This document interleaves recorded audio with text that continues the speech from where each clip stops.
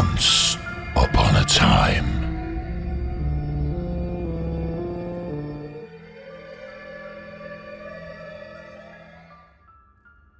सारा अपनी जॉब के लिए नॉर्वे में शिफ्ट हुई, जहां वो अपने लिए एक अपार्टमेंट ढूंढ रही थी।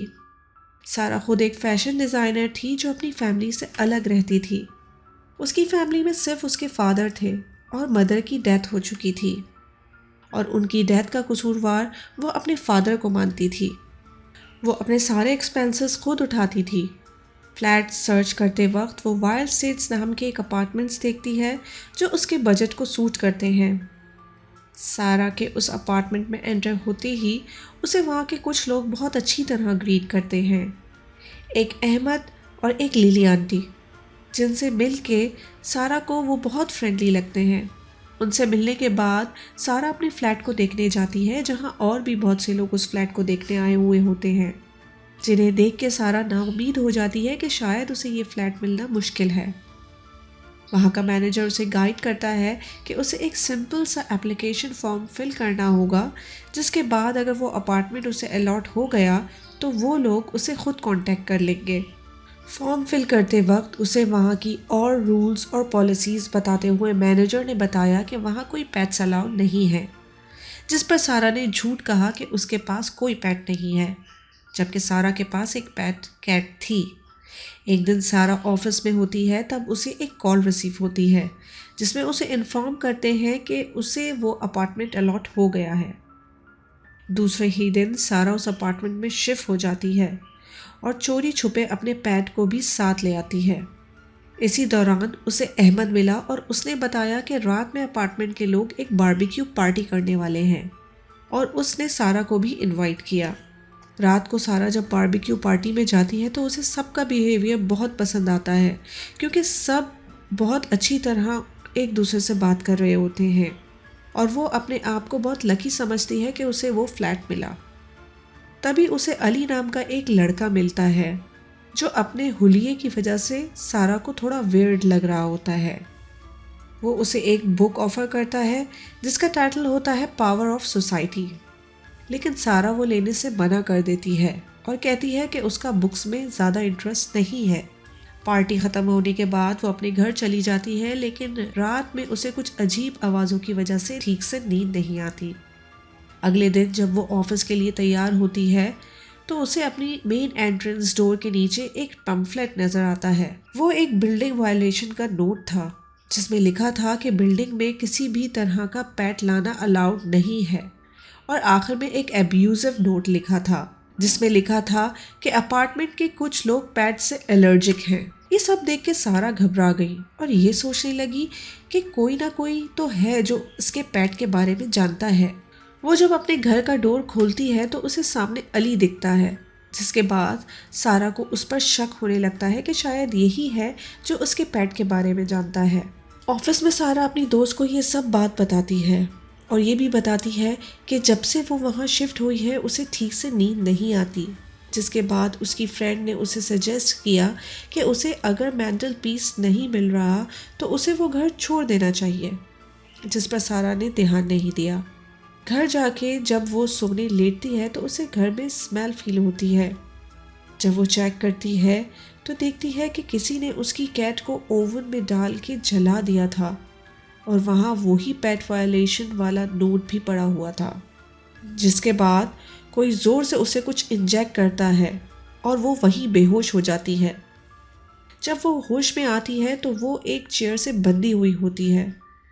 वो और कोई नहीं अहमद था जिसने उसे चेयर से बांधा हुआ था। बिल्डिंग के सभी लोग वहाँ मौजूद थे, जिसके बाद सारा को अंदाज़ा हुआ कि सभी लोग आपस में मिले हुए हैं। वो वहाँ से भागने की कोशिश करती है, लेकिन उसे फिर से इंजेक्शन देके बेहोश कर दिया जाता है। अगले दिन जब वो होश में आती है तो वो एक कमरे में बंद होती है और उसे एक प्रिजनर की तरह ड्रेस किया हुआ होता है। थोड़ी देर बाद वहाँ अहमद और वहाँ का मैनेजर आता है, जो उसे वॉल की तरफ फेस करके खड़ा होने को कहता है, जिस पर सारा उनकी बात नहीं मानती, जिस पर वो लोग उसे डराते हैं और सारा उनकी बात मान लेती है। अहमद सारा से कहता है कि उसे वॉल फेस करके जब तक खड़े रहना पड़ेगा जब तक वहाँ लगे एक स्विच की लाइट्स बंद नहीं हो जाती। उस रूम में लगा कैमरा उसको हर वक्त मॉनिटर कर रहा होता है, इसलिए वो चीट करने का सोच भी नहीं सकती थी। इसी तरह का टॉर्चर काफ़ी दिन तक सारा के साथ चलता रहता है। एक दिन लिली आंटी वहाँ आती हैं तो सारा उनसे इस टॉर्चर की वजह पूछती है, जिस पर वो बताती हैं कि इस अपार्टमेंट में जो भी रहने आया है उसे इन सब चीज़ों से गुजरना पड़ा है। सारा थककर बैठ जाती है, जिस पर अली दोबारा कमरे में आता है और उसको खड़ा होने का बोलता है, जिस पर सारा कहती है कि वो बहुत थक चुकी है। लेकिन अली सारा के हाथों को वॉल से हैमर कर देता है और उसको वहीं तड़पता हुआ छोड़कर चला जाता है। सारा को कुछ हेलोसिनेशंस आती हैं, जिसके बाद वो खींचकर अपना हाथ उन कीलों से निकाल लेती है और वहीं कमरे में गिरकर बेहोश हो जाती है। वहाँ का मैनेजर और अहमद फिर से रूम में आते हैं और उसे होश में लाके कॉन्ग्रेचुलेट करते हैं और कहते हैं कि वो अपने टेस्ट में पास हो गई है। अपार्टमेंट के और लोग सारा को वहाँ से ले जाते हैं और उसकी मरहम पट्टी करते हैं, जहाँ सारा नोट करती है कि वहाँ के सभी लोगों के हाथों पर वाउंड्स थे, यानी वहाँ के सभी लोग इसी प्रोसेस से गुजर चुके थे। उस अपार्टमेंट का मैनेजर और अहमद उसे अपने पास मीटिंग के लिए बुलाता है और उसे वही बुक जिसका नाम पावर ऑफ सोसाइटी था सारा को देते हुए बताता है कि इस बिल्डिंग के लोग एक कम्युनिटी का हिस्सा हैं, जो कि इस बुक में दिए हुए 4 प्रिंसिपल पर चलते हैं: self centred, openness, acceptance, safety and security. इन सारे प्रिंसिपल्स के बारे में गाइड करके वो लोग सारा को हर वक्त मॉनिटर करते रहते हैं और उससे उसके घर वालों के बारे में पूछते हैं, जिसके बाद सारा बताती है कि वो अपने वालिद को पसंद नहीं करती क्योंकि उसकी माँ एक कैंसर पेशेंट थी जो अब दुनिया में नहीं है और उसका बाप उसकी माँ को मारता पीटता था, इसलिए वो अपने बाप से अलग और इंडिपेंडेंट रहती है। अहमद सारा से पूछता है कि क्या तुम इस कम्युनिटी का हिस्सा बनोगी, जिस पर सारा रिफ्यूज़ कर देती है और थोड़ा और टाइम मांगती है। इस दौरान उसको कंटिन्यूसली सीसीटीवी से मॉनिटर किया जा रहा होता है। वो वक्त के साथ कम्युनिटी के लोगों के साथ घुलने मिलने लगती है और पार्टीज़ वगैरह में साथ मिलके काम वगैरह करने लगती है। पार्टी के दौरान अचानक लिली आंटी की तबीयत बिगड़ जाती है, जिसके बाद वो लोग उनको उनके रूम में ले जाते हैं क्योंकि उनका लास्ट टाइम आ गया था। अपार्टमेंट के सभी लोग उनके रूम में मौजूद होते हैं, जिसके बाद सब लिली आंटी को गुड बाय बोलते हैं, जिसके बाद एक आदमी उनके फेस को पॉलिथीन से कवर करके उनको चोक करते हुए जान से मार देता है। सारा ये सब देखकर शॉक हो जाती है, लेकिन किसी को अंदाज़ा नहीं होने देती कि वो कितना डरी हुई थी। वो लोग दोबारा सारा से पूछते हैं क्या अब वो कम्युनिटी का हिस्सा बनने के लिए तैयार है। सारा, जो पहले ही बहुत डरी हुई थी, उनके पूछने पर हाँ कर देती है, जिसके बाद वो लोग सारा के सर पर हीट गन से कम्युनिटी का एक मार्क बना देते हैं, क्योंकि अब वो उस कम्युनिटी का हिस्सा बन गई थी। उसके बाद सब उसे कॉन्ग्रेचुलेट करते हैं और केक कटिंग सेरेमनी करते हैं। नेक्स्ट डे सारा के डैड उससे मिलने आते हैं, जिस पर वहाँ के मैनेजर सारा को फोर्सफुली अपने बाप से सारे रिलेशंस ख़त्म करने का कहते हैं। सारा के डैड उसे अपोलोजाइज़ करके उसे अपने साथ घर चलने को कहते हैं।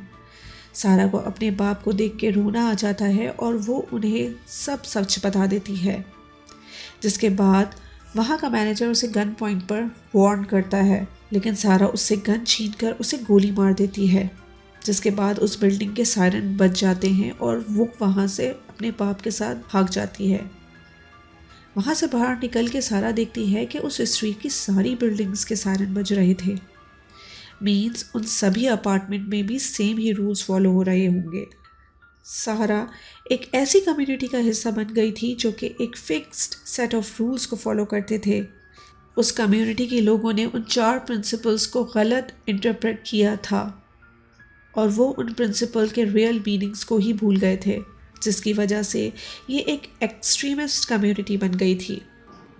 इस बात का अंदाज़ा सारा को वहाँ से निकल कर हुआ कि किस तरह से उन लोगों ने सारा का ब्रेन वॉश कर दिया था और वक्त के साथ वो रियल वर्ल्ड से कटकर क्रूल और एक्सट्रीमिस्ट दुनिया का हिस्सा बन गई थी।